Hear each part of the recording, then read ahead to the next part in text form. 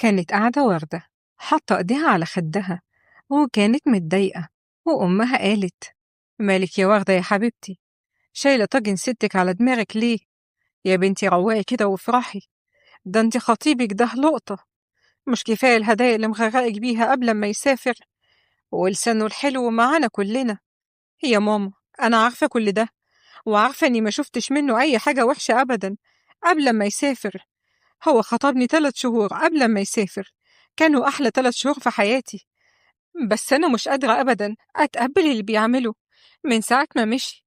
ما أنا حكيالك يا ماما على كل حاجة. والله أنا مش شايفة فيها أي مشكلة. إيه يعني لما يراقبك ويهكر تليفونك وهو مسافر؟ الراجل بيحبك وبيغير عليكي وعاوز يكون مطمن. يعني يا ماما بيغير عليا لدرجة إنه يعمل لي أبليكيشن تتبع على تليفوني ويراقب كل خطواتي ويبقى عارف رايحة فين وبقابل مين.